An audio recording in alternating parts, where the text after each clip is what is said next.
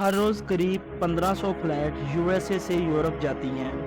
ان میں سے زیادہ تر اٹلانٹک اوشن کے اوپر یہی خاص روٹ ہی استعمال کرتی ہیں۔ یہ ایک خاص طرح کا جہازوں کا انویزیبل ہائی وے ہے جس میں سارے جہاز ایک دوسرے سے 60 کلومیٹر کے فاصلے پر آگے پیچھے اٹھتے ہیں۔ سائیڈ وے ان کا فاصلہ 30 کلومیٹر ہوتا ہے۔ کبھی آپ نے خود بھی دیکھا ہوگا یا تو پھر کوئی ویڈیو تو ضرور دیکھی ہوگی جس میں ملٹیپل جہاز آسمان میں ایک دوسرے کے بہت قریب ہوتے ہیں۔ یہ خاص طور پر USA سے یورپ کی فلائٹ پر دیکھا جاتا ہے جن میں اس انویزیبل ہائی وے کو استعمال کیا جاتا ہے۔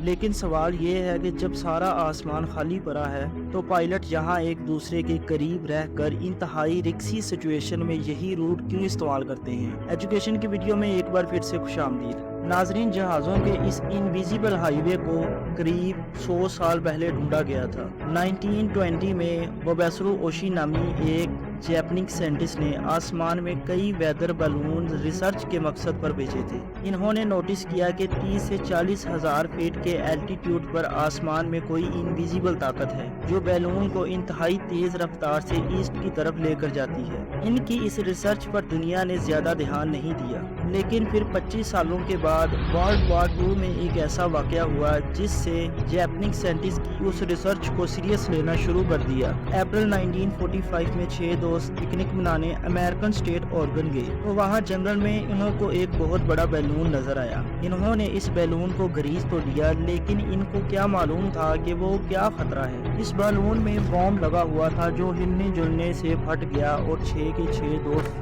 جان سے ہاتھ دھو بیٹھے۔ پورے USA میں اس قسم کے کئی اور ایکسیڈنٹ بھی رپورٹ ہوئے تھے۔ انویسٹیگیشن ہوئی تو معلوم ہوا کہ یہ بیلون 10,000 کلومیٹر دور جاپان نے لانچ کیے تھے۔ صرف 2-4 نہیں بلکہ جاپان نے 9,000 کے قریب بیلون لانچ کیے تھے جس میں 300 اپنے ٹارگٹ USA میں لانچ ہوئے۔ جاپان نے وبیسرو اوشی کی ریسرچ کا فائدہ اٹھا کر یہ بیلون لانچ کیے تھے جو تیز ہواؤں میں بہتے ہوئے USA میں جا پہنچے۔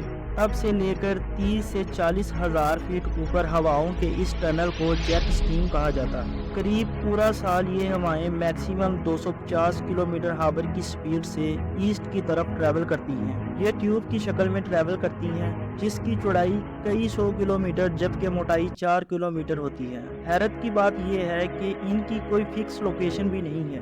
اب آ جاتے ہیں ہم اپنے مین کویسچن کی طرف کہ اٹلانٹک اوشن کے اوپر USA سے یورپ جانے کے لیے ایک دن میں 1500 جہاز یہی راستہ کیوں استعمال کرتے ہیں؟ 1952 میں ایئر لائن پائلٹ نے جیٹ اسٹریم پر دھیان دینا شروع کر دیا۔